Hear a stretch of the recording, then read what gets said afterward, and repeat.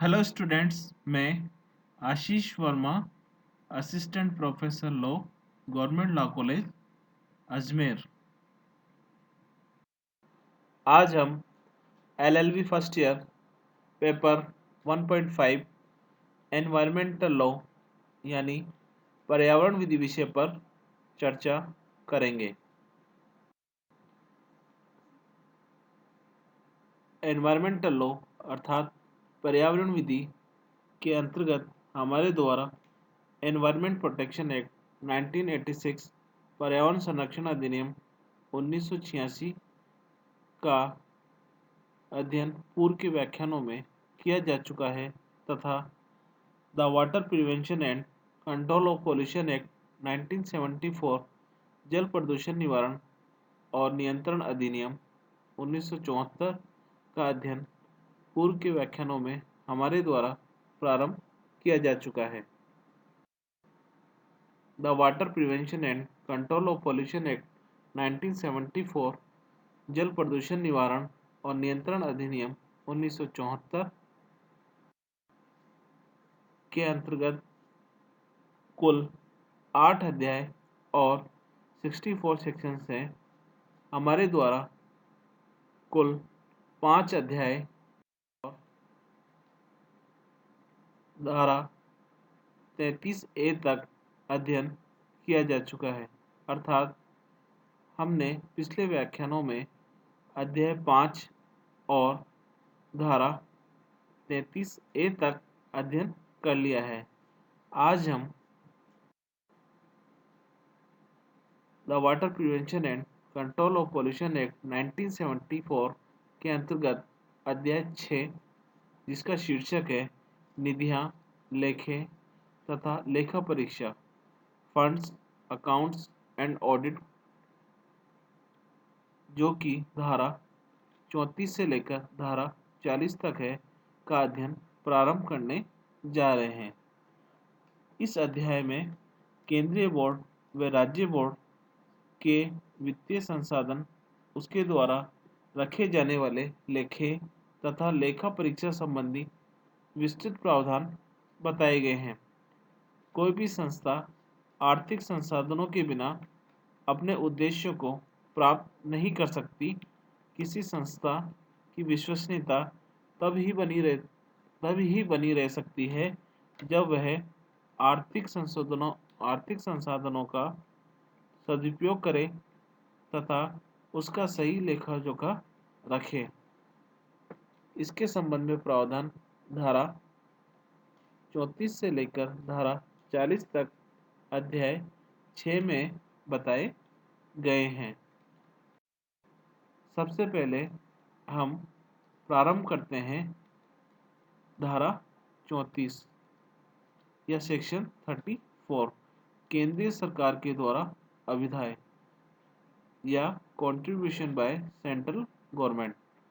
केंद्रीय सरकार संसद के विधि द्वारा इस हेतु किए गए सम्यक विनियोग के पश्चात हर एक वित्तीय वर्ष में केंद्रीय बोर्ड को ऐसे अभिधाय कर सकेगी जो वह उस बोर्ड को इस अधिनियम के अधीन अपने कर्तव्यों के पालन को समर्थ बनाने के लिए आवश्यक समझे।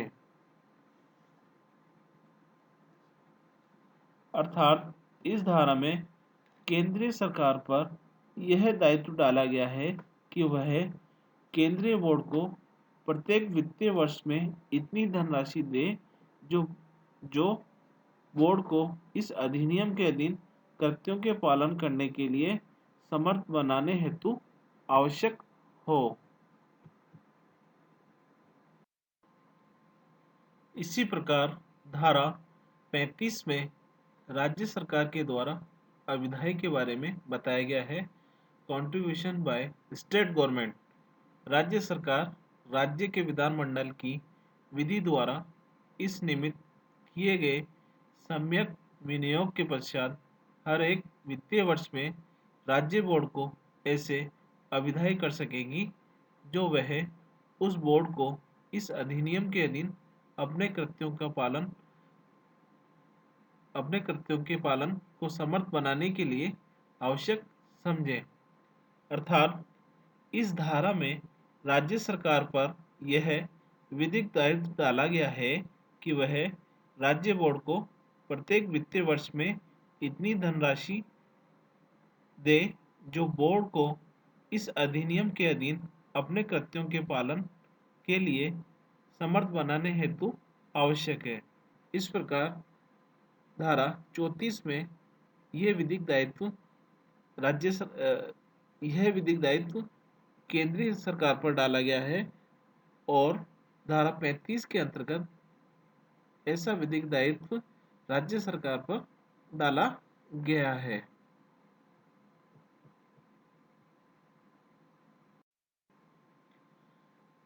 अब है धारा 36 केंद्रीय बोर्ड की निधि, फंड ऑफ सेंट्रल बोर्ड।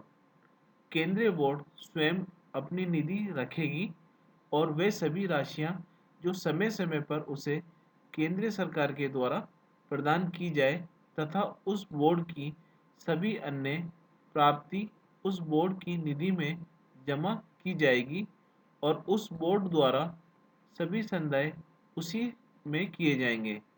केंद्रीय बोर्ड इस अधिनियम के अधीन अपने कृत्यों का पालन करने के लिए ऐसी राशियां व्यय कर सकेगा जो वह ठीक समझे। ऐसी राशियां उस बोर्ड की संदेह व्यय मानी जाएगी। अर्थात इस धारा के अंतर्गत यह बताया गया है कि केंद्रीय बोर्ड को यह शक्ति प्राप्त है कि वह अपनी स्वयं की निधि रखे और इस निधि में केंद्रीय सरकार के द्वारा प्राप्त राशि दान, अनुदान, संदान, उपकृति, फीस, अन्य प्राप्त राशियों को जमा करें और उक्त निधि में से केंद्रीय बोर्ड को ये शक्ति भी प्राप्त है कि वह आवश्यकता अनुसार इस नियम के अधीन कृत्यों के पालन पर राशियां व्यय करें।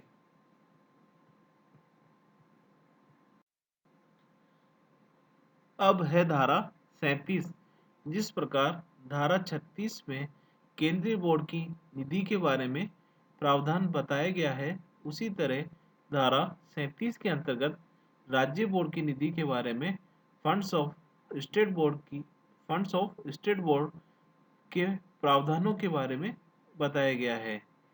राज्य बोर्ड स्वयं अपनी निधि रखेगा और वे सभी राशियां जो समय समय पर उसे राज्य सरकार के द्वारा प्रदान की जाए तथा उस बोर्ड की सभी अन्य प्राप्ति उस बोर्ड की निधि में जमा की जाएगी और बोर्ड द्वारा सभी संदाय उसी में किए जाएंगे। राज्य बोर्ड इस अधिनियम के अधीन अपने कृत्यों का पालन करने के लिए ऐसी राशियां व्यय कर सकेगा जो वह ठीक समझे और ऐसी राशियां उस बोर्ड की संदेह मानी जाएगी। अर्थात इस धारा में राज्य बोर्ड को ये शक्ति प्रदान की गई है कि वह स्वयं की निधि रखें और इस निधि में राज्य सरकार का विधाय, दान, अनुदान, संदान, उपकृति, फीस, अन्यथा या अन्य प्राप्त राशियां जमा करें और इस निधि में से राज्य बोर्ड को यह भी शक्ति प्राप्त है कि वह आवश्यकता अनुसार इस अधिनियम के अधीन कृत्यों के पालन के लिए राशियां व्यय कर सके। अब है धारा 37 क या 37A बोर्ड की धनराशि उधार लेने की शक्ति, बोरोविंग पावर ऑफ बोर्ड। यह धारा सन 1988 के संशोधन के द्वारा जोड़ी गई है। इसके अनुसार बोर्ड यथास्थिति केंद्रीय सरकार या राज्य सरकार की सहमति से उसके द्वारा उसको दिए गए साधारण विशेष प्राधिकार के निबंधनों के अनुसार उधार के रूप में बंध पत्र, डिवेंचर या ऐसी अन्य लिखतों को जो वह ठीक समझे निर्गमित करके इस अधिनियम के अधीन अपने सभी या किन्हीं कृत्यों के पालन के लिए किसी भी स्रोत से धन उधार ले सकेगा। अर्थात इस धारा के अधीन केंद्रीय बोर्ड एवं राज्य बोर्ड को ये शक्ति प्राप्त है कि वह अपने कृत्यों के निर्वहन हेतु धन उधार ले सके। ऐसा उधार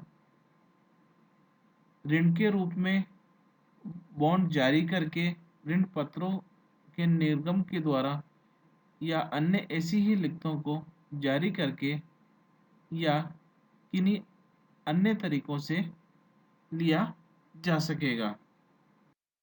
अब है धारा 38 बजट। यथास्थिति केंद्रीय बोर्ड या राज्य बोर्ड हर एक वित्तीय वर्ष के दौरान आगामी वित्तीय वर्ष के बाबत ऐसे प्रारूप में और ऐसे समय पर जो विहित किया जाए बजट तैयार करेंगे, जिसमें प्राकलित प्राप्तियां और व्यय दर्शित होंगे तथा उसकी प्रतियां यथास्थिति केंद्रीय सरकार या राज्य सरकार को प्रेषित की जाएगी। इस धारा के अंतर्गत केंद्रीय बोर्ड व राज्य बोर्ड पर यह विधिक दायित्व डाला गया है कि वह प्रतिवर्ष अपना बजट तैयार करें। इस बजट में उस वित्तीय वर्ष की प्राप्तियां तथा वे पृथक पृथक रूप में दर्शाए जाएंगे।